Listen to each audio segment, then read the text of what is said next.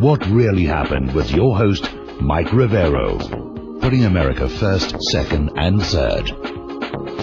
Here is your host, Michael Rivero. And aloha, America. Welcome to our show today. It is Thursday. Sure happy it's Thursday. Sure happy it's Thursday. It's July 7, 2011, or 7711, if you're into that sort of numerological kind of a situation here. And before we get into the show here, remember last week when I was talking about how the 4th of July was being stripped of any meaning, and it was just this, it was another shopping mall, come on, declare your independence from high prices, come on down and buy what we're selling you, and, like Christmas has been. And I said, well, now that July 4th is out of the way, we can expect the Christmas marketing to kick off, and by golly was I right. Waitrose Markets over in Great Britain has just unveiled its Christmas season food product line put together by Chef Heston Blumenthal. They're doing this little promotion called Christmas in Summertime, where they're basically launching all of the things that people are going to be expected to buy between now and the holiday season. And they're going on about how get there early because last year our special Christmas puddings were sold out by November. It's just another marketing. Come on. You just, like they were saying, like 25% of American kids don't really remember or have never known who we declared independence from. It's just another label on a sign on a shopping advertisement. 4th of July sale. Same thing with Christmas. Christmas, yeah, gotta go buy stuff. Yeah, I understand there's a kid in there somewhere, right? This is all about a baby somewhere, right? Doesn't matter. What have they got on sale this week? And it's July. It's the first week in July. It's the middle of summer. Now, if this were Australia, where they actually do celebrate 2 Christmases a year, this would be kind of cool. Down in Australia, they celebrate Christmas the same day as pretty much everybody else on planet Earth that celebrates Christmas. But because they like the idea of Christmas with winter scenes, they have a second Christmas that they celebrate in the middle of our summer, their winter, up in the Blue Mountains, and they go crazy, and they have a lot of fun with it. And I understand that. But every year it seems like the Christmas harangue, the flogging you into the shopping spirit, starts earlier and earlier. Last year we started seeing it here in August. And now July, and it's cranking up here. And by the time Christmas rolls around, we're all going to be sick and tired of it. It's not going to be decorations. It's going to be decor. And it's going to be tacky. And we're all going to be burned out on it. I'm beginning to understand why there are so many suicides during Christmas. By the time you get to Christmas, you're just totally disgusted with this whole thing. Ho, ho, ho yourself. Ah! Boom. Anyway. All right, more serious news here. The phone lines are open, 877-342-6673, 877-342-6673. Brett's in the control room, twiddling the dials, answering the phone calls. House Speaker John Boehner has basically come out saying that there may be a debt ceiling deal within 48 hours, maybe a 50-50 chance. They're negotiating more taxes, less spending, no, more spending, less taxes, and they're going back and forth over this whole thing about raising the debt ceiling. And my question is, why are we even having a discussion about a debt ceiling? Why are we even talking about borrowing more from a private bank? Under the U.S. Constitution, the United States government has the legal authority to print out their own currency, spend it to buy what they need, which is apparently what all this buying is about, and not have to pay interest to a private bank. And then they just tax it back at the end of the year to balance the books. Lincoln did it. Kennedy did it. Why isn't Obama doing it? Why are they arguing about plunging the nation, meaning you, deeper into debt to a private bank when the government has the constitutional authority to issue currency into circulation free of interest to a private central bank? Why aren't they doing that? Why are we having a discussion about raising the debt ceiling and obligating us all more to the private central bank? That's not what's in the Constitution. Let's use the Constitution. Contrary to what Time magazine is saying, it is still relevant. It has not gone in the shredder. The government has every legal right to issue their own currency to get the economy rolling again without plunging us deeper into debt to the private central bank. Why aren't they doing it? Do these people not understand the Constitution? Have they not read it? Are they all as stupid and clueless as Michelle Bachmann?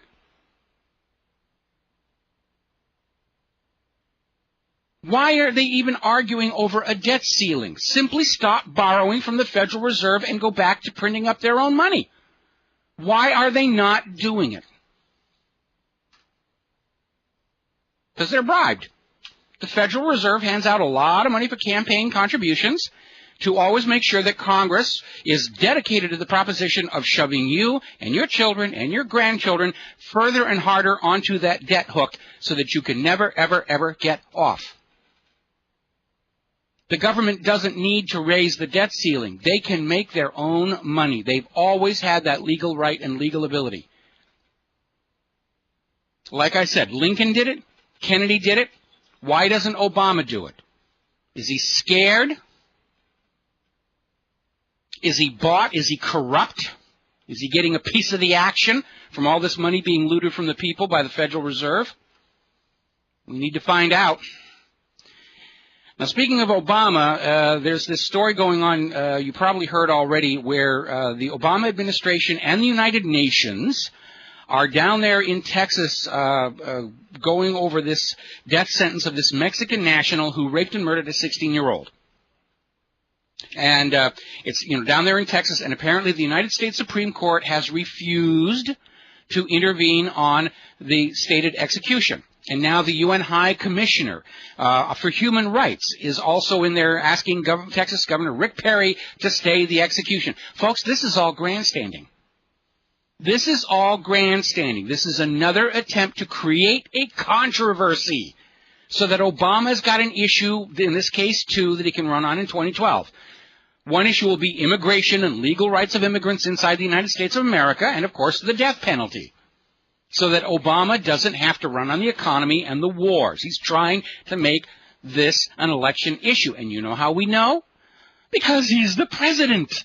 He can commute the sentence himself. He doesn't need Governor Perry's permission, and he doesn't need the United Nations. The United Nations is in there trying to say they're worried about the human rights of this Mexican national because they turned their back on the human rights of the Palestinians. When they sided with Israel and say, oh yeah, you're right to keep the cookies and medicine and Band-Aids from reaching Gaza.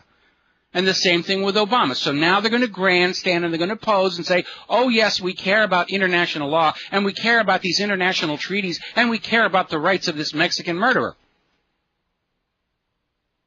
And it's all for show. Because Obama does not care about human rights. Doesn't even care about the human rights of Americans, let alone foreign nationals.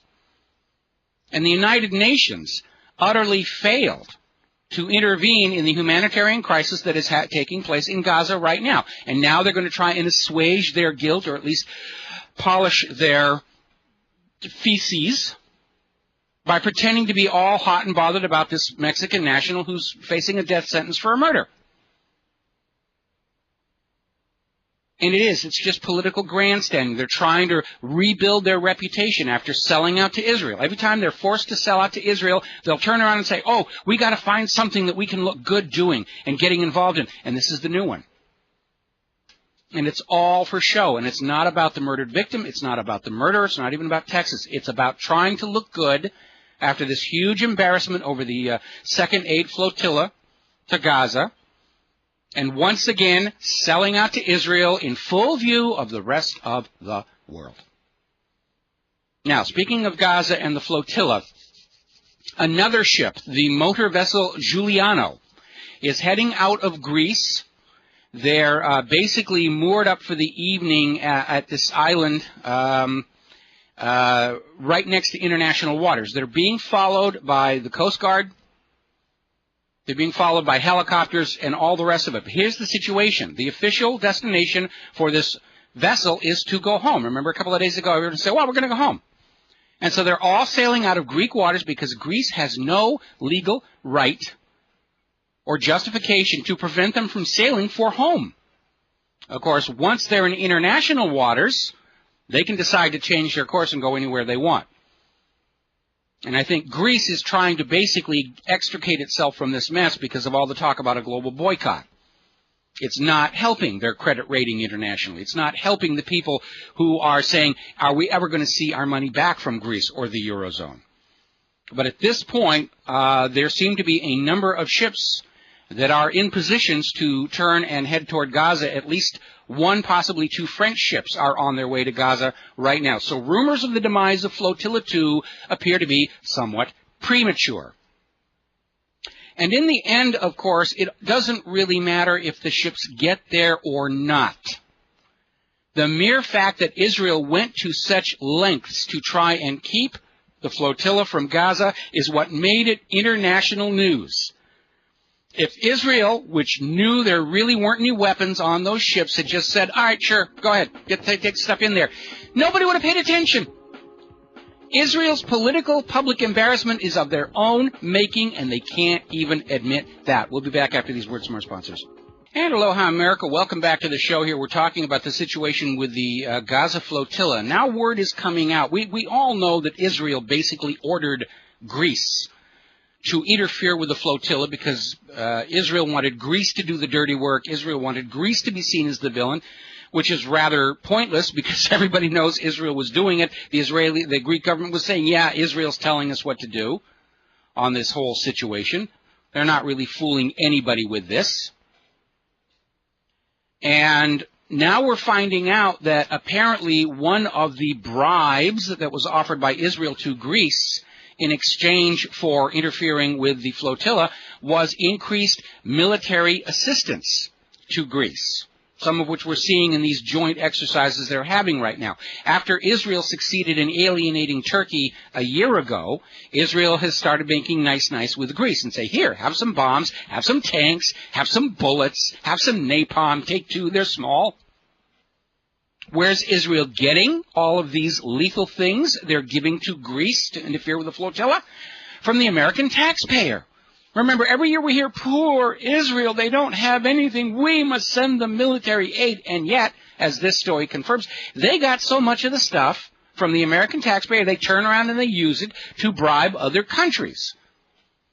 They're using our gifts to Israel to give to Greece, to bribe Greece, to interfere with the aid flotilla to Gaza, even though the majority of the people of Greece and the majority of the people of the United States of America understand. This is an apartheid regime.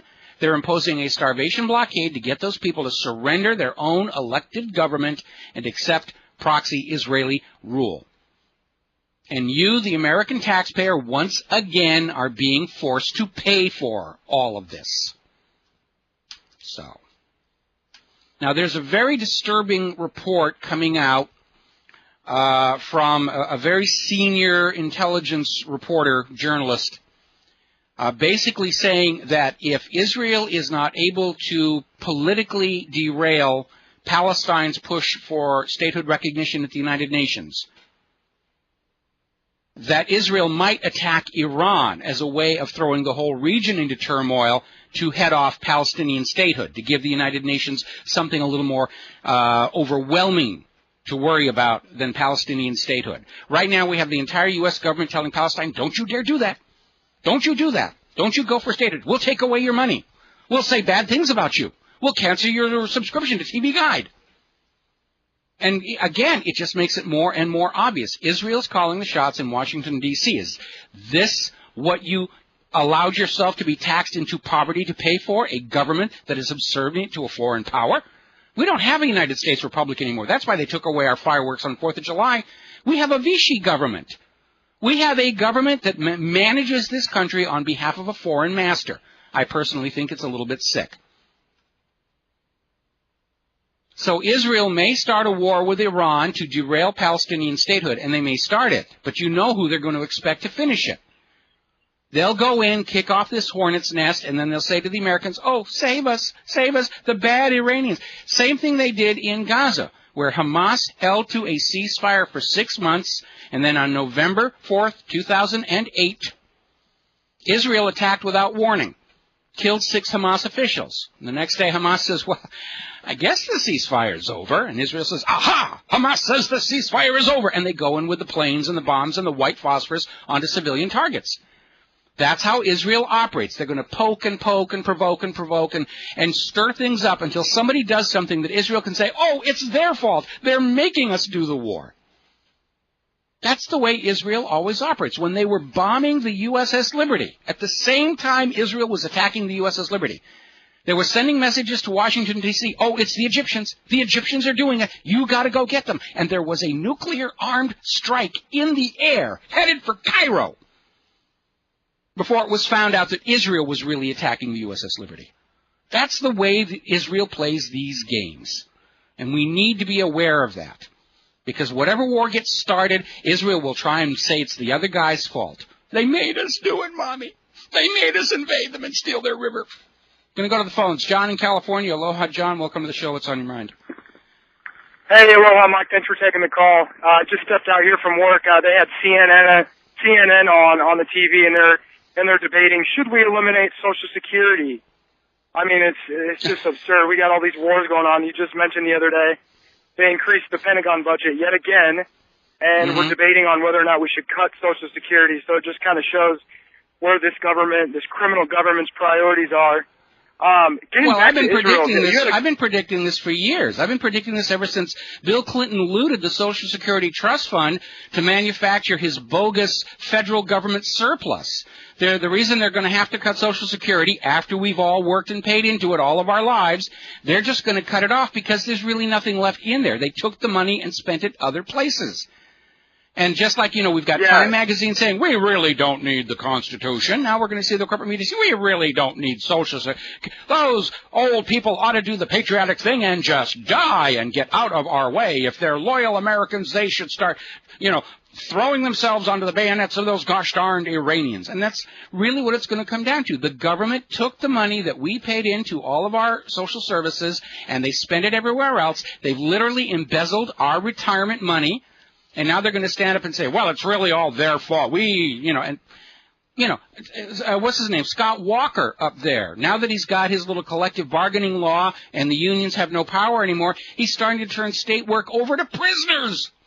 They're using prison labor to do the state, work that used to be done by the unionized state workers. We're turning into one giant prison factory in this country. That's the trend that's going on. And, the new policy is going to be work them until they drop. There's no retirement. There's no benefits. There's no nothing. Work them until they're physically unable to work and then throw them in a hole. And plant a flag and saying, loyal American, huzzah, huzzah. Yeah, exactly. It's just pretty absurd. You had a caller calling the other day asking you how Israel has such control over this government. And I'd like to expand on that a little bit. The first thing that I realized... Can you do it after the commercial break? Can you do it after the commercial break?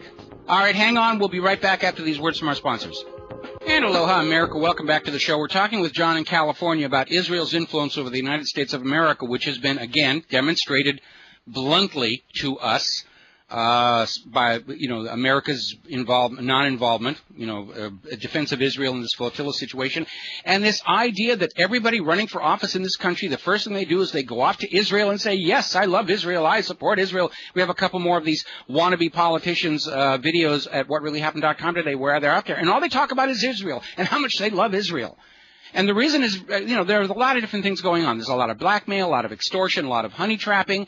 But in the end, Israel's minions, if you will, hold tremendous control over the corporate media. When Fox News, when Carl Cameron at Fox News broke the story about the Israeli spy ring and its links to 9/11, AIPAC calls up Fox News and says, you get that off your website. What did Fox News do? They took it off the website. And, it is that overt and that blatant here. And I'll give you a good example. Michelle Bachmann. Every time she opens her mouth, she just proves the depths of her idiocy yet again. And yet the corporate media is out there trying to polish her up as a major credible candidate for next year's elections. Why? Well, because she worked in a kibbutz when she was a kid, and she loves Israel. And that's all it takes.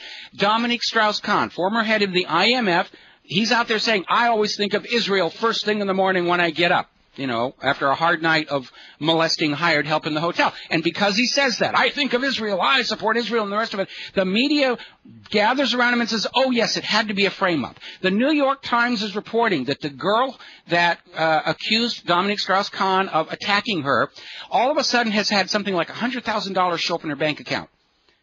And nobody knows where it came from. And the New York Times admits they don't know where it came from.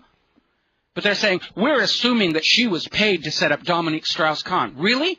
I think the safe assumption is Dominique Strauss-Kahn has sent her $100,000 and say, we're going to say a lot of bad things about you to get me off the hook, and you will just roll over and say, yeah, I guess so, and you'll take your money and you'll go off and have a really good life. That's what I think is an equally plausible explanation. But we're already seeing the media stand around and say, oh, yes, because he loves Israel, he must be the good guy. It doesn't get more blatantly obvious than that. Then you have AIPAC, of course, which is channeling billions of dollars in donations all across the American political spectrum. And the rules are very simple. If you are pro-Israel, you will be funded. If you're anti-Israel, your opponent will be funded. Remember Cynthia McKinney, who was one of the first people to have the courage to stand up in the U.S. Congress and talk about Israel's abuse of the Palestinian people? And what happens? Next time she runs for Congress, her opponent gets all this money from AIPAC supporters, and they're not even in the district. The money's coming from out of state all over the country into this one little congressional district to defeat Cynthia McKinney, to send an object lesson. You do not speak against Israel or your career in American politics will be over. They are utterly ruthless. Anybody who stands up against Israel gets slammed. Look at Ron Paul in 2008. Grassroots success, huge amounts of funding from ordinary people, and the media just pretended like he didn't exist, and they're getting ready to do it again. Why? Because he won't toe the line and daven toward Tel Aviv. President Obama is already on his way over to Israel again for another visit to grovel and bow because he's worried he's not going to get as much support from Jewish money for this next election. Look at every single candidate running for office. What's the first thing they do? They go off to Israel. When Sarah Palin was governor of Alaska, she had the flag of Israel in her office as governor of Alaska. I'm sorry, you're paid by the taxpayers of Alaska, and you are governor of one of the United States. What's the flag of Israel doing in your official taxpayer-funded office, other than to send a message, I'm really an agent for Israel? So it's money, it's control of the media, it's blackmail, it's honey trapping. Remember, we had the governor of New Jersey had to resign because his gay lover turned out to be this Israeli agent who'd seduced him, and he'd gotten in charge of security for New Jersey, and it just was this huge, huge, ugly situation. And yeah, it's absolute, and it's, yeah, go ahead. Yeah, Mike, you're exactly right. You're making a lot of good points. For anybody that's not aware, Israel is all over 9/11 and all this global war on terror, all the tyranny we're seeing here at home. You know, this Patriot Act, which came right from the desk of Michael Chertoff, a dual Israeli-American citizen. And one of the biggest wake-up calls for me was really in the past 2 years. I started looking really hard into 9/11 and trying to figure out exactly how could they do this? How could they pull off this operation? I mean, very clearly, Mossad was involved. Israeli intelligence was involved. We had all those guys getting caught in their vans with explosives. I mean, you can read the police report online. Yeah, of course, they let them go. They got a call from Chertoff's office, who was I believe he was the head of the FBI criminal division over there at the Justice Department. So I really started taking a look at all the key players and all the positions of power in the government, and basically just kind of connecting the dots. You take a look at everybody in the Bush administration during 9/11. Almost every last one of them are Jews. They are Zionist Jews with connections directly to Israel. So I mean, this isn't the dual nationals. Statement. That was what the phrase neocon meant. Neocon, exactly. The New Republicans. They were all these people out of the Project for the New American Century, which was very clearly, overtly, an organization intending to use the United States military force to reshape the world in the 21st century, with the goal of a single world government that would be under the control of Israel. There was a policy paper in there called Securing the Realm, and people who looked at it casually thought they meant they were talking about the United States of America, and they weren't, because that document was originally written for Israel's leadership, and then it became a cornerstone of the PNAC policy in Washington, D.C., to use America's military might to serve Israel's expansionist agenda. And now we're seeing up in Canada, as the United States edges closer and closer to collapse, we're seeing the same thing being done to the Canadian government. We're seeing how it's being done to the government of Greece to get them to basically be in violation of the Universal Declaration of Human Rights. And it is getting very obvious. And, of course, that's actually a good thing, because the more people see this happening in front of their eyes, all the propaganda and all the people screaming about anti-Semitism and everything, like we had that Long Island congressman saying, oh, holding Israel to international law, that's just anti-Semitism. And when they get to such ridiculously extreme distortions of logic and common sense, then people start saying, you know something, this isn't anti-Semitic to say this. This is really what's been going on. And again, we had the U.S. government last year when an American was gunned down in cold blood in international waters. Our government did nothing about it. The Sixth Fleet is down there killing Somali pirates for basically what the Israeli Navy did to the aid flotilla. And that double standard really is at the heart of underscoring that our government is not under the control of the American people. And, of course, this gets back to this little piece of wisdom I'm handing out for the election year. No government can serve two masters. And a government that's serving Israel is not serving the American people. Take a look around you right now at the deteriorated state of what used to be the greatest nation on earth and ask yourself if this government is serving the American people or if, in point of fact, it has been hijacked to serve a foreign power. And I think if you're honest and objective and you look at the situation around you right now, you'll realize whatever's going on, the U.S. federal government is not at all interested in the welfare of the American people. Oh, yeah, you're exactly right. We got to take a break for commercial. We'll be right back. Thank you for the call. I got to cover some other stuff because we got a guest in the second hour. We'll be right back. We will not go down in the night without a fight. You can burn up our mosques and our homes and our schools, but our spirit will never die. We will not go down in Gaza tonight. And aloha, America. Welcome back to the show. And before we get back to the news, I want to put out a special announcement. Tomorrow's show, during the second hour, we're going to have Tracy Long and William Shaw. These are men who have been guests on our show many, many, many times, even before we came over here to the Jeff Rense Network. They're very knowledgeable experts on the intricacies of this whole mortgage fraud business. They are apparently expanding their range of expertise and services. They've joined a new law firm that's also offering a lot of services having to do with debt consolidation, debt settlement, debt dismissal. And one of the things that Bill was telling me, and the reason I wanted to get them on the show for tomorrow, so please tune in and tell all your friends, is that if you are getting notices from your credit card company that they're upping certain rates and they're making changes to the rules, basically all coming down to we got to take more money from you just to stay in business and everything, it turns out that in many of the cases, the credit card companies are actually operating outside the law that protects consumer credit users. And they do it because they presume that the vast majority of people don't know the law and will simply go along with whatever is in these letters. And most people, sadly, do, and they wind up being cheated. And so what Bill was telling me is that if you know the law and you know what they're not allowed to do and you challenge them, they'll usually back down and say, oh, we're sorry, that was a clerical mistake, we'll blame it on the temp worker that we've got over there in the city prison or something. And they'll back off and not charge you and everything. So that is something that is really going to be worth tuning into tomorrow. That'll be hour number 2 of our show tomorrow, Tracy Long and William Shaw. That's going to be a very, very, very interesting interview.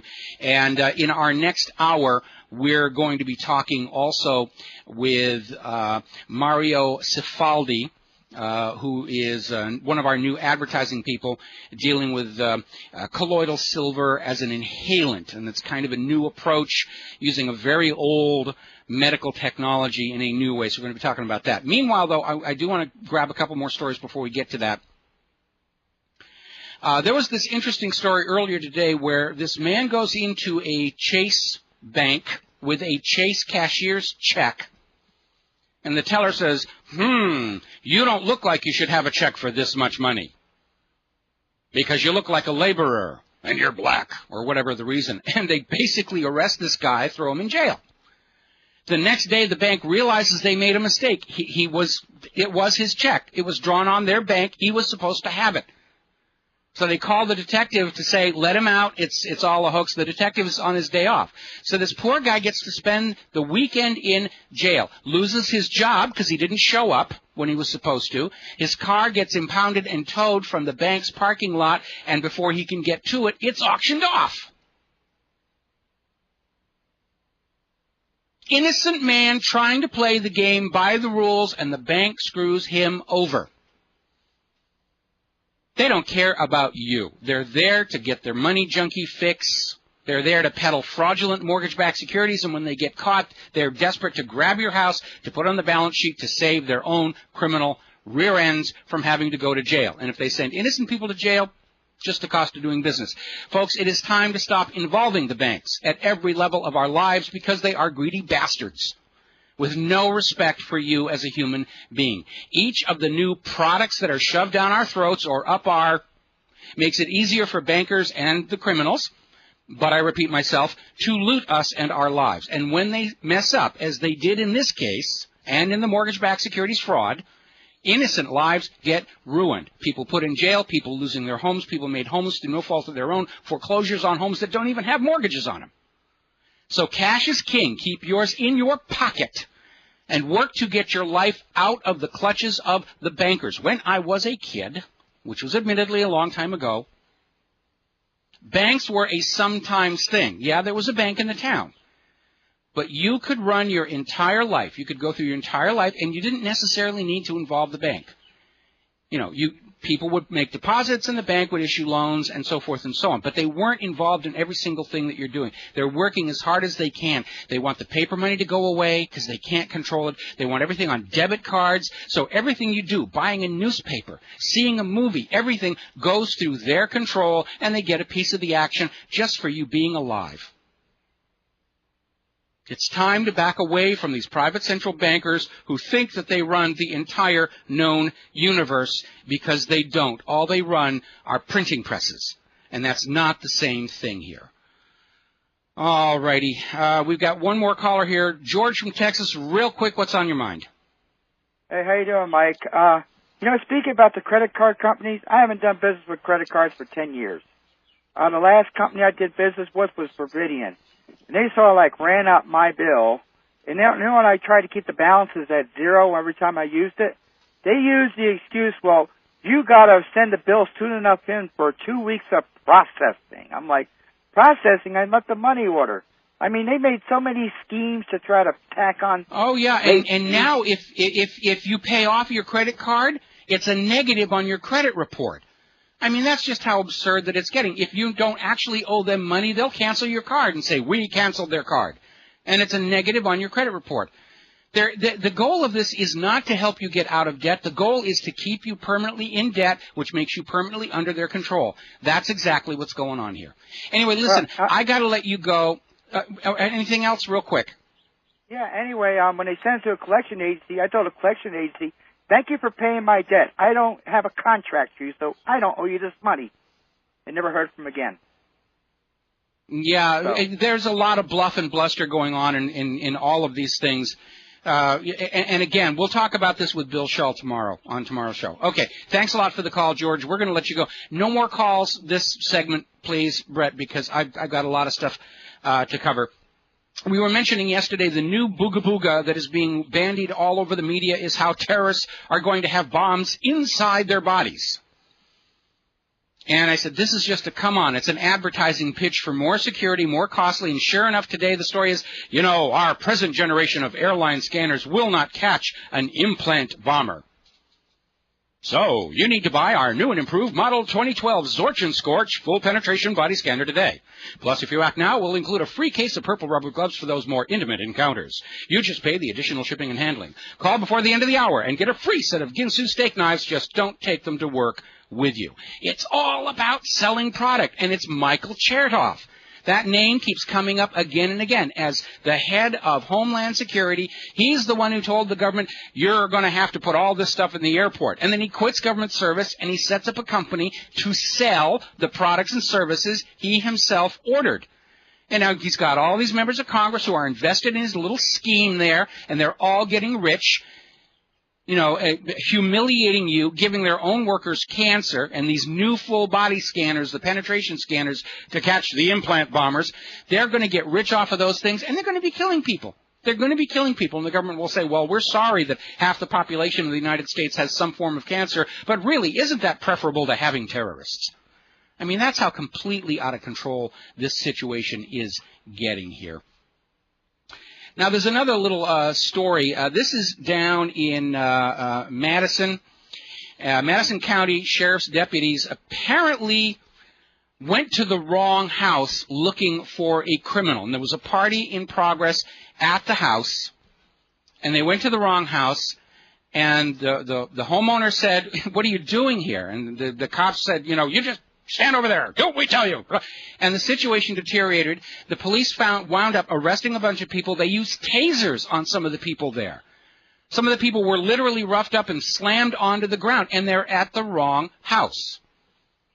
And Madison County Sheriff Toby Trowbridge is saying the police were justified in arresting and tasering the people because those people did not follow the police orders. And this is the most absurd thing I've ever heard. The police screwed up. They were at the wrong house. They arrested and tasered innocent people. And Madison County Sheriff Toby Trowbridge thinks this is the way things are supposed to be. Well, I got a news flash for you, Madison County Sheriff Toby Trowbridge.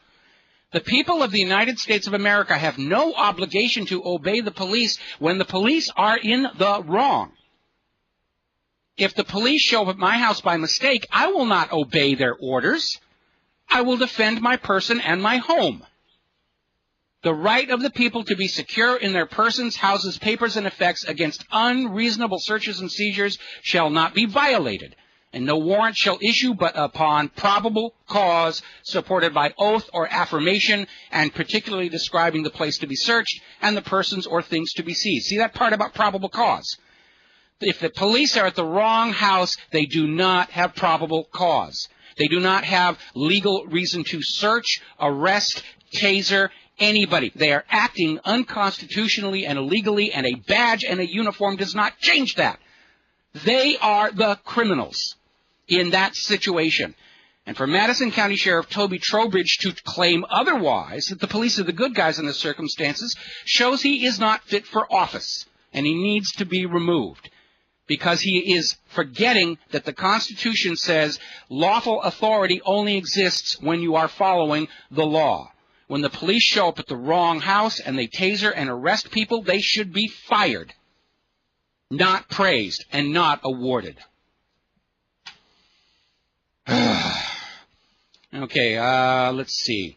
Obama has signed a deal to allow Mexican truckers onto U.S. highways as part of that whole NAFTA. They can drive over the borders without any customs checks. Of course, you're still going to get your crotch grabbed at the airports by TSA. Obama's made a lot of people very, very happy over at the CIA because he's shut down most of the investigations into all the torture taking place during George W. Bush's term in office. Basically, it's national security. We don't need to look at this situation. Frank Rich is going on the attack against Barack Obama over the fact that Obama is basically letting Wall Street off the hook on this whole mortgage-backed security fraud. Very few people are going to jail. And the ones that are going to jail, I ran the math on one. They sent this one banker to jail for like $1 million fraud. He's going to do 18 months. That works out to $55,000 a month. More if he hid the money a little more cleverly. And they say that crime doesn't pay.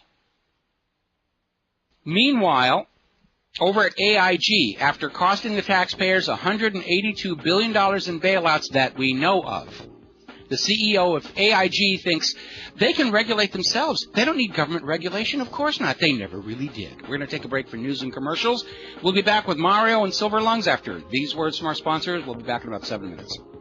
And aloha, America. Welcome back to hour number 2 of our show today here. And joining me on the telephone is Mario Cifaldi of a product called Silver Lungs. He's just joined our Ohana of advertisers over at whatreallyhappened.com. And Mario, thank you for taking time and joining us on the show today. And I'm really kind of interested to learn more about your product. And I'm going to let you talk about it a little bit, and then I'll explain what my interest in it is after you're done. Of course, Mike. Great to be on with you. The Silver Lungs generator is a high alkaline water pH generator combined with a colloidal and ionic silver generation device that allows you to create endless colloidal/ionic silver solutions, and it gives you all of the devices and applicators you need to deliver and put the silver anywhere in or on the body. That's the real trick with silver. There's a really big misconception about how to use silver to begin with. We're so accustomed to drinking or taking a pill as, you know, of course, the fastest and easiest ingestion method. Using some common examples like pink eye, you wouldn't drink silver. You need to get the silver directly in the eye. If you think about what you do when you drink silver, let's take an ounce, for example. It's a very common, maybe even a tablespoon, intake regimen that many people have who take silver regularly. You're diluting that across 12 gallons on average man's body weight, 12 gallons of blood and water.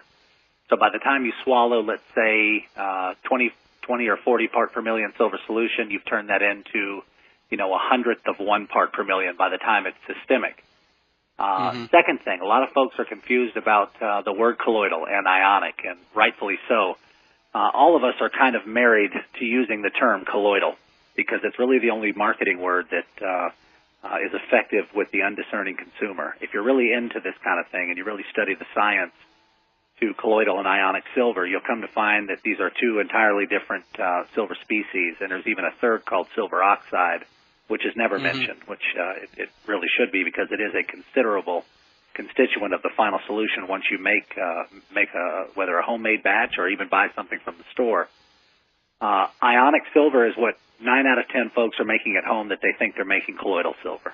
Ionic silver defines the process of electrolysis, of submerging 2 electrodes in water and passing a current through the water between the electrodes. You're dissolving. That's the chemical term for releasing an atom less its outer electron, in the case of silver. You're dissolving silver ions into water. So what you have at the end of a production is about 90 to 99% ionic silver. Now, absent of salt, i.e. the stomach, hydrochloric acid, chloride is a salt. Outside of that environment, silver ions, I believe, are what you want. They're the most powerful charged form of silver, and they are the smallest piece of silver that can exist in the world of physics. So if you're concerned about particle sizes, things like that, nothing is smaller than an ion. And if you are dealing with particles are kind of dead weight. They're not charged species. They are complete chunks of metal. They're not ionic. They're not reactive, in other words. Yeah, they're not reactive, and they do have an advantage in certain areas. But you'd be surprised to find that 6 out of the 7 common ways that you would ever use silver favor ions and not particles. So there's a lot of misinformation about colloidal and ionic, and everyone thinks that colloidal is just colloidal and ionic is some term that somebody else may be even using as a marketing term. That's just not the case. In the stomach, you do want particles. Particles will survive the hydrochloric acid environment. They'll survive the bloodstream longer because the bloodstream is riddled with chloride. I think, 2, 3, 4,000 part per million of chloride. So silver ions, if they don't oxidize something, which is a chemical process of stealing an electron from another substance, they will eventually compound into a near useless form of silver called silver chloride, and the body exhausts it in small concentrations. So it's the least efficient way of ingesting silver unless you have a logical reason, food poisoning. What better method of delivery would there be than direct delivery into the stomach? But when you're talking about things like an eye infection, I'm sorry? Yeah. Can I cut in here for just a second? Because I remember seeing the situation where some dentists were experimenting with silver solutions that were actually being not only topically applied to the gums, but literally, forced up between the teeth and the gums themselves, and was being really very effective in dealing with a lot of the serious gum diseases that can lead to tooth decay. And I'd like to inject a little anecdote here, if I may, because the reason I got interested in your product line here, my wife very much is I don't want to say fan, but very much understands the healing properties of silver. And one of the things that I have discovered in my studies over the years, coming from a scientific background and being a real history nut, because I'm old enough to have seen so much of it, is looking back, you'll see things that are sort of traditional or superstitious, and if you study them long enough, you'll come to understand there actually is something there that people were observing, and they didn't understand the science of what they were seeing, but they were smart enough to say, you know, when we do this, we get that. And you're probably very much aware of this idea that silver has always had this sort of magical aura to it. You know, you use it to kill a werewolf and so forth and things like that. But if you get to this situation where, like, somebody's getting married, and what is the big traditional gift that you give to a newlywed couple? It's silver goblets. Why not gold, especially for royalty? And the reason for that is during the great plagues in Europe, during the sweating sickness that hit during the reigns of Henry VII and Henry VIII in Great Britain, it was noticed that people who were using silver utensils seemed to not get the illnesses anywhere near as much as people using wood or even gold. And that's why gold as utensils, even for royalty, went out of fashion, and why silver has this sort of aura about it of magical, you know, drinking to your health and so forth, and why it's become the traditional metal for high-end eating utensils, and why a pair of silver goblets is the traditional gift to a newlywed couple. The idea being that as you eat with these utensils and you drink from these goblets, that you are ingesting minute amounts of silver, and it's aiding you in fighting off certain infections. And it's because of that little historical link that, you know, I've really been paying attention to this whole question of silver, and without necessarily getting into the extreme detailed physics and chemistry, obviously, you know, old cultures, Renaissance, medieval times even, understood something was going on involving silver that made it something that you wanted to have on your person to keep you healthy. And I think this all kind of ties in with this whole situation of, you know, colloidal silver or ionic silver today being recognized as efficacious against certain infections. Yeah, absolutely. I'm glad you've done such a good job at summarizing some of the history to silver, because that's something we can go on and on about in modern-day uses.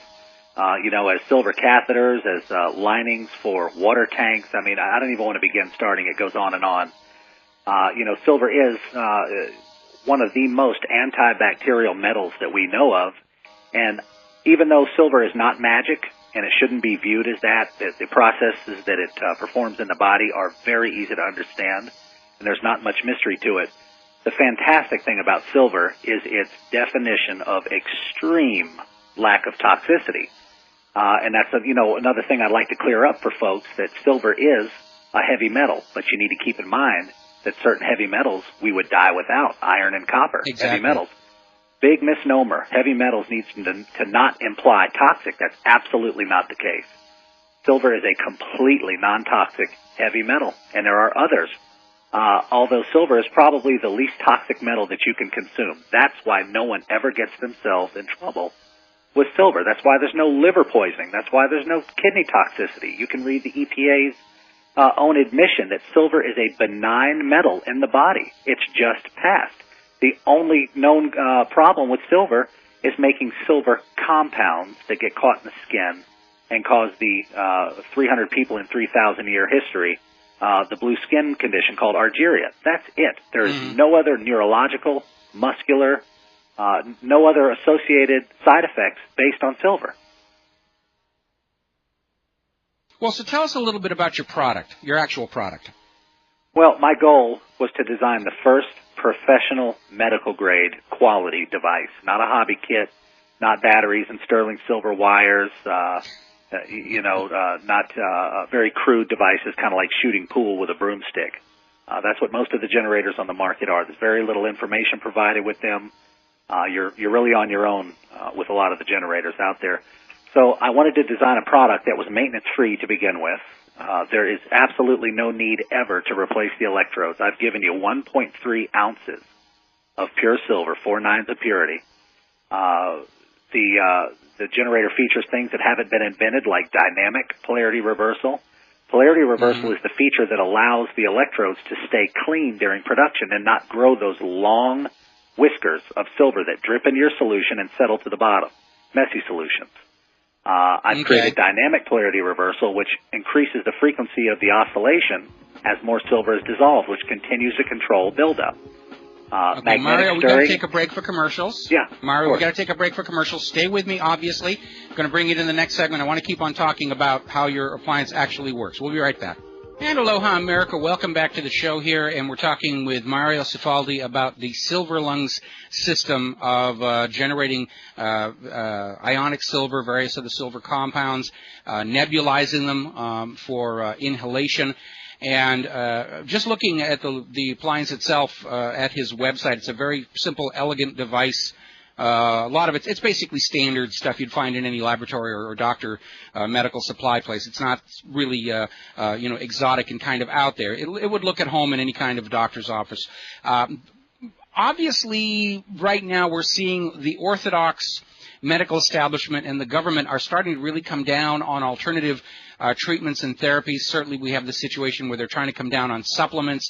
They literally want to create a situation where people are going to need a prescription just to buy vitamins.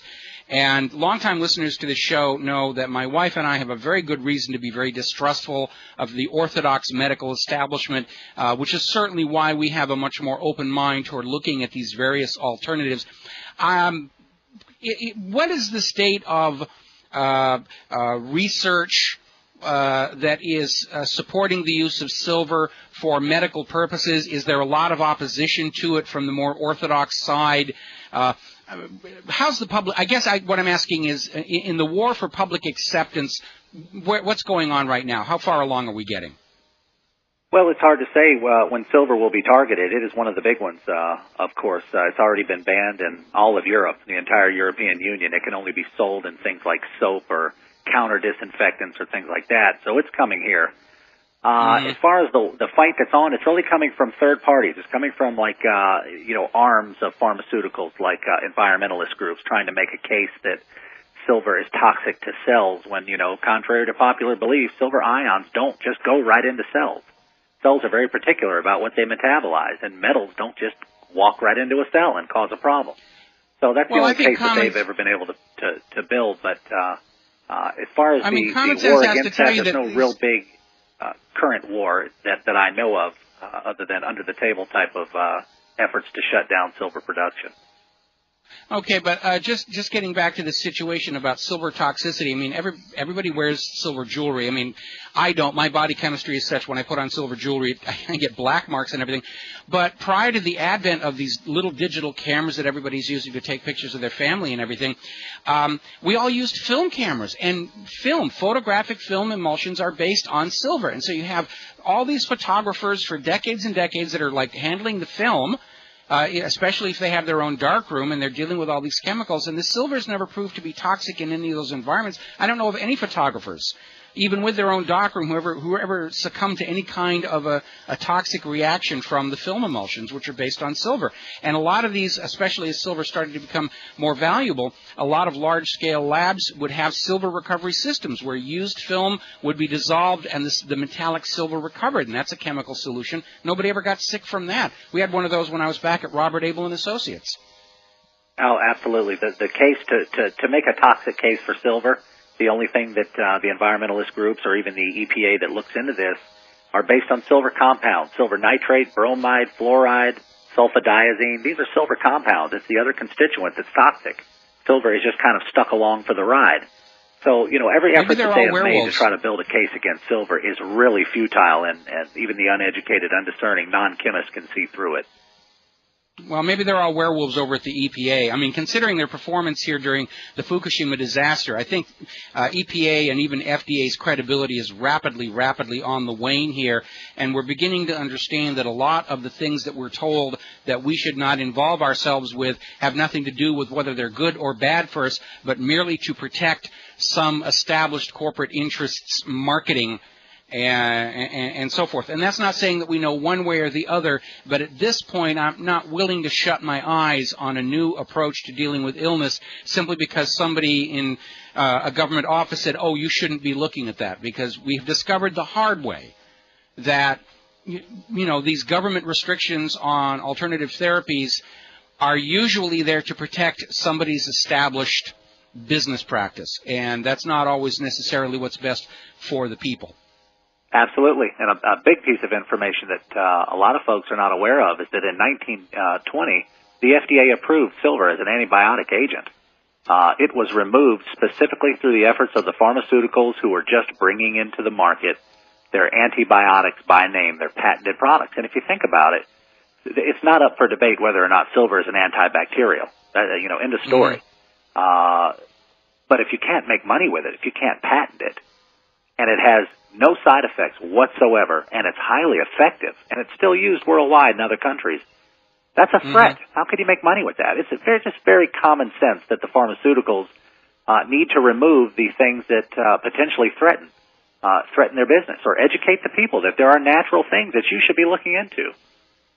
Well, I mean, look how many of the medications that are being sold by prescription at very, very high markups are actually just distilled from natural plants. I mean, Valium comes from valerian, Digitalin is from foxglove, aspirin comes out of birch and willow bark, and they're trying to basically say you can't buy these compounds in their natural form at the health food store anymore. You're going to have to go get the version that we've tinkered around the molecules with, and so that we could patent the situation. And yet, when you know, the thing that really scares me is you'll see all these blockbuster advertising campaigns for the new medication, buy the new Zipapuligum, and at the end they got the guy talking really fast saying, use of this drug may cause your nose to drop off, and it's not our fault when it does. And it's okay. I'm at that stage, and I grew up very, very much in a science environment. I used to work for NASA and everything, but I'm at that stage where I'm really very skeptical of a lot of the stuff that's being sold on TV and at the pharmacy and at the drugstore. And I'm like saying, okay, I'm open to the idea of looking at something a little bit different. If I were to, heaven forbid, come down with a cancer or something like that, I'm not sure that I would be willing to trust myself to the orthodox medical establishment, mostly because I got to see my mother die from her cancer treatment. I don't think the cancer killed her. I think the cancer treatment killed her. And it's scary. Mario, we got to take one more commercial break. We'll be right back. And aloha, America. Welcome back to the show. We're finishing up here with Mario Cifaldi. And Mario, before I let you wrap up here, a couple of questions people in the chat room are talking about. They are a little dismayed at the current cost of prepared silver, colloidal silver, ionic silver solutions. And, of course, obviously with the price of silver climbing every day as an investment as well as industrial material and medical supply, I think it has to be expected that it's not going to be the cheapest thing that you're going to find. So I guess the question here is, what is an actual normal therapeutic dose? It's not like you take a lot of the stuff to do what you're doing, and that kind of offsets the price of setting up one of these systems here. What's a normal dose, just sort of maintaining and keeping yourself healthy and bacteria-free? Well, what I need to remind folks of is the value of direct delivery of colloidal and ionic silver right into the mucous membranes of the nose and to infuse the lung tissues with silver. That's my first approach. If you're only interested in drinking silver, you have to know that you are handicapped from the get-go by drinking silver. Although people have had stellar results, my first experience with silver was oral. And I had unexplainable results with immediate fever relief. I do suggest that you breathe it through the nose and the lungs, because these are the wide open areas that receive all the toxins when you walk around. As far as oral ingestion, I like to keep it anywhere between 1 and 4 ounces on an empty stomach, preferably in the middle of the night. You can drink it once a day. I never drink silver internally. It's always nose and lungs. The only time that I target the stomach with silver is if that unexpected food poisoning happens to be the case, or if there's a stomach virus that moves down into the gut area. You have no other method of getting the silver in that area. That's why we promote the lung nebulization, because things that you catch on a daily basis, pneumonia, influenzas, bronchitis, these are lung-specific issues. And when you have the ability to put silver instantly into the lung environment, undiluted, separate from the stomach, instantly in the lung environment, this is a completely different delivery method. You're talking about 1,000 times the concentration and potency of silver instantly right where it actually needs to be. So that's the angle that we've tried to steer the consumer into, is the value of silver in the nose and the lungs.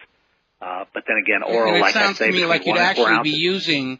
You'd actually be using less of the solution in the nebulizer than simple oral ingestion, which I think was the absolutely. concern. If you ingest a teaspoon of silver through a nebulizer, to get the equivalent dosage to the lungs, once it's gone systemic, you'd have to drink about 32 ounces of silver to get what 1 teaspoon would do breathing through a nebulizer. Okay, yeah, that makes a lot more sense there. Well, I got to tell you, it looks like a fascinating project, and my wife is already saying, we need to get one of those things. But before we let you go, could you share, everybody, obviously your website is reachable through the banner ad you have at whatreallyhappened.com. Is there anything else you'd like to share with our listeners about your products, where to find them, anything else that you want to share with them? Our products are based only on our website, that's our email, info@silverlungs.com if you have any questions. The URL, of course, is silverlungs.com. And again, just want to remind folks that we do make the only professional medical-grade device on the market to create endless solutions. There is no maintenance, no replacement parts. This is a one-time purchase. It only requires the use of tested distilled water, and we even provide the water test meter in the kit so that you can verify and prove that you have perfectly pure water before you begin your process. It creates 20 and 40 part per million, has an automatic shut-off. It's like using a coffee machine. It is truly designed for a fifth grader to use. It is very simple. Though it looks intimidating, it is a brainless product to use. Very simple. How long is the one set of those electrodes, the silver electrodes, how long do they last? I have made 4,000 batches on the same set of electrodes for the silver that we sell through the website. And they have not lost 15% of the mass of their original size.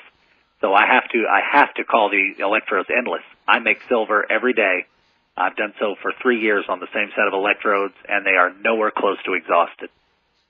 Well, that's something that a lot of people are really, especially again with the price of silver going up, that's going to be something they're going to want to definitely be aware of. It sounds like a wonderful little gizmo. It really, really does. And again, coming from my background and my experience, I have an open mind for all different ways of treatment simply because the orthodox medical establishment is so profit-driven, and my wife and I have both had very, very bad experiences with it. My mother did, and I'm ready to explore new horizons and new ideas and just say, there might be something there. And again, when you look back through history, what they called magic, we call science. But the end result is they saw something was going on. When silver was around, they didn't get as sick. And it doesn't matter what they called it. They were smart enough to pick up on that. And I think this is just, a logical progression, the modern incarnation of something that's just been known and understood for 1,000 years. Absolutely. Very well said. All right, well, listen, thank you very much. We're going to have you back on the show a little bit further down the road here and kind of stay up to date on the latest developments on this. But thank you an awful lot for spending time with us today. And hopefully a lot of people are going to click on your little banner ad at our website and go look at your little appliance and your other products. And if they don't want to invest in the machine right now, of course, you've already got pre-made silver solutions if they just want to try it and see if it's going to help them with whatever they're dealing with. So they can sort of like wade into the silver very, very, very slowly indeed. So Mario, once again, thank you very much for spending time with us today. Thanks so much, Mike. I appreciate you having me on. All right. All right, we're going to move along here. That was Mario Cifaldi, and again, the product is Silver Lungs. The website is silverlungs.com. We have a banner ad at the top of whatreallyhappened.com that you can click on. And again, you can't shut your eyes to these alternative possibilities when you finally realize that so much of what we are told we're supposed to buy and supposed to do is really to protect somebody's profits, and it's not necessarily what's best for us. I can't think of a better example than General Electric writing this new efficiency legislation that Congress passes that makes it illegal to own any light bulb other than the compact fluorescents that General Electric is selling. I mean, even Adolf Hitler did not go into your homes and say you must use this or that particular light bulb. So keep an open mind about these things, and again, silver just has this reputation throughout history of being aligned with issues of health and staying healthy, and even considered more valuable than gold in certain contexts and situations here. All right, we're going to move along here. We're almost to the end of our next to the last segment here. Obviously, a huge scandal developing over in News of the World and News Corporation. In fact, News of the World itself is going to be shut down because of the scandal where apparently Rupert Murdoch's news organization has been engaged in massive amounts of wiretapping of celebrities and politicians to try and get dirt to dish on them. All of it, of course, highly illegal. Apparently, the Metropolitan Police have been caught up in the scandal. They were getting payoffs to provide information to News Corp. They're getting payoffs in McDonald's. I mean, that's just how sleazy the whole thing is. So that's going to keep on going. It's affecting News Corp's stocks. A lot of advertisers are pulling their advertising from the News Corp magazines and newspapers over this horrible scandal. And by the way, we still have a little bit of advertising space available here at whatreallyhappened.com. If you're a former News Corp advertiser, come on over. We'll make you a deal. We got to take a break for commercials. We'll be right back. And aloha, America. Welcome back to the show. Last segment. My goodness, how time flies when you're having fun. I had so much I wanted to talk about today. We're going to have to take into tomorrow's show here. Story came out today where Sarasota, Florida, they're having problems with their orange crops down there. The unseasonably cold weather is causing crop damage down there. And the story basically, the headline read, Sarasota bucks warming trend. And the actual story was that after actually having the hard temperature data for the past 3 decades of Florida is showing that it's getting cooler down there. But the spin of the story is, well, yeah, it's cooler here, but really, there's a warming trend for the rest of the country. And in fact, I believe the quote was, bucking a pronounced warming trend nationwide. And this is a scam. This is a con game by the carbon Nazis because there's no warming trend. They're desperate to sell you the carbon tax, so they've come up with this silly little trick. No matter where you are in the world, when you point out it's unusually cold, the reply is, well, yes, it may be cold where you are, but trust us, everywhere else is really warm. So they have ice down in Sarasota. Yes, it may be cold where you are, but trust us, everywhere else is really warm. It snowed here in Hawaii last month. Yes, it may be cold where you are, but trust us, everywhere else is really warm. California ski resorts were open over the July 4th holiday. Yes, it may be cold there in California, but trust us, everywhere else is really warm. Record snow from last winter produced record flooding. Yes, it may have been cold where the floodwaters were, but trust us, everywhere else is really warm. It's the same scam. The idea, the spin is, yeah, it's cold where you are, but that's irrelevant because our pretty printed pieces of paper and our graphs and our very expensive scientists are saying that it's warm everywhere else, and how can you doubt the scientists? And yeah, they blew it. They blew the forecast and everything here. Meanwhile, over in Great Britain, where they've already bought into the cap and credit carbon tax scam, or the green tax, or whatever they want to call it, they're collecting billions of pounds in money all over England for these green taxes, and it's vanishing into their treasury. None of it's being spent on anything having to do with the environment. It's just another tax to fuel the spending of the British government. It's not being used to change the situation or save the world or anything because they knew the world didn't need saving anyway. It's just another way to trick you out of more of your money and make you think that it's a really good idea. Over in North Carolina at the State University, they had to shut down their research reactor. They've had a small leak. But, of course, the official statement is there's no health hazard. No health hazard whatsoever. We're just asking North Carolina residents not to breathe for the next couple of weeks, just to be on the safe side here. Now, interestingly enough, there's an organization in Point Reyes, California. If you've never been there, it's a beautiful part of the country. And there's an Institute for Bird Population in Point Reyes. And they're looking into the fact that along with the sudden jump in infant mortality in the human population along the west coast of North America, they are noticing there is a fall in population of wildlife and livestock.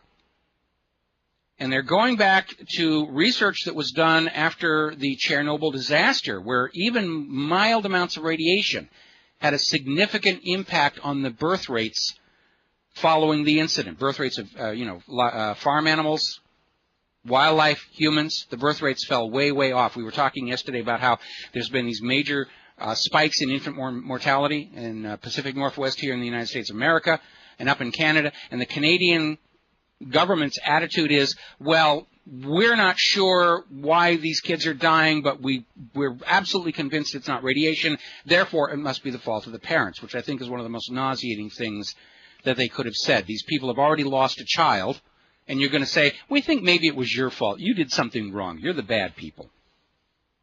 All to keep the nuclear power industry happy. But this Point Reyes Institute is basically saying that analysis after Chernobyl showed that, yeah, even areas with only a little radioactive contamination saw major changes in birth rates and infant survival.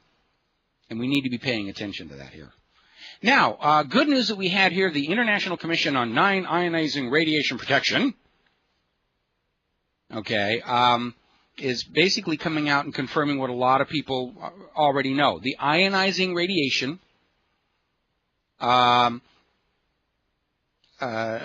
cell phones is linked to certain illnesses. Now, this group, this International Commission on Non-Ionizing Radiation Protection, has issued a report saying that their evidence is that cell phones don't cause any adverse medical conditions, even though the World Health Organization's International Agency for Research on Cancer classified radio frequency emitted by wireless devices as possibly carcinogenic. Remember, we were talking about molecular resonance and the fact that radio waves can damage DNA without being powerful enough to actually break the chemical bonds, which is what they call cooking. But they could simply shake the DNA to the point where damage is sustained. So now you've got this other group, this International Commission on Non-Ionizing Radiation Protection, saying, pish and tosh, it's nonsense. The World Health Organization doesn't know what they're talking about. The problem is, this International Commission on Non-Ionizing Radiation Protection is funded by, mostly, the cell phone company providers. The wireless industry paid this organization to come up with a report saying use of their product is perfectly safe. It's called the golden rule of science. Whoever's got the gold decides what the science is going to be. When scientists are dependent on funding and grants from corporations, they will come up with the conclusions the corporations, funding those grants want. We saw that all during ClimateGate. The money was there to prove there was human-caused global warming. There was never any funding to examine whether there was any basis for this. The funding was always, you will study this and give us more information that supports this particular point of view. And scientists are human beings. They go where the money is leading them to go. And the money was saying, we're going to sell everybody this idea that the world is dying of human-caused heat, and you will atone by giving us your freedoms and your carbon tax money here. Now, the U.S. Army is testing a real-life Iron Man exoskeleton that apparently can travel something like 12 miles before the battery runs out. So if the United States invades any nation wider than 13 miles, their invasion is probably going to fail there. On a more serious note, the Pentagon apparently bought a bunch of microchips, a standard microchip to go in all their weapon systems, including missiles, and found out they were counterfeit chips made in China. They weren't from the supplier they thought they were. And this is really where our giving up our own electronics manufacturing comes back to haunt us.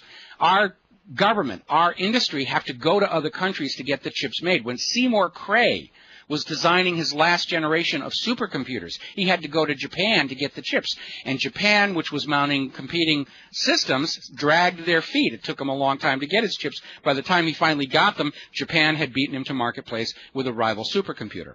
So now the Pentagon is buying their chips from overseas. They got these Chinese counterfeits. These may be harmless, but it raises the possibility, what if somebody had said, let's put something in these chips to mess up the Pentagon on some kind of a coded signal. This is why we should never have allowed our manufacturing to be sent over to other countries. Out of strategic military necessity, we should be manufacturing our own computer chips. And we aren't. Even PC Magazine is starting to ask if all these hacking, these very public hacking situations by Anonymous and LulzSec and all the rest of these other groups, if it isn't a PSYOP operation to push internet censorship laws onto all of us, along with this thing that Google did today about saying, well, these millions of websites are no longer worthy of our indexing. Meanwhile, Anonymous turned around and announced they have the source code to the Stuxnet nuclear power plant computer virus source code. They don't say where they got it, which to me would be, the most important situation. And if they do have it, it means they're obviously connected with the authors of Stuxnet, who we know to be Israel and the United States of America. So at this point, Anonymous, and I've been saying this all along, ever since they came out in defense of Julian Assange and WikiLeaks, it's obviously a U.S. or Israeli intelligence operation. And I think this just confirms it. Little factoid before we grab a last phone call. Since Obama was elected president November 4th, 2008, the United States dollar has lost 48% of its purchasing power.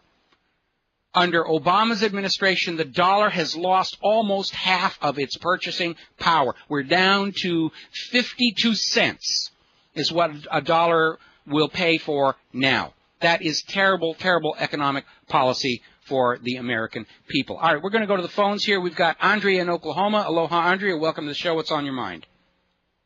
Yes, I'm calling about a article that was on July 4th, Israel-China relations growing deeper.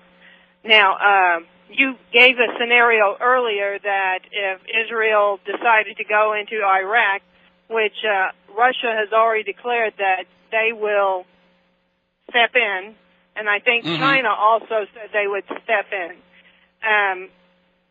And they aren't stupid to the fact that we are kissing the toes of Israel.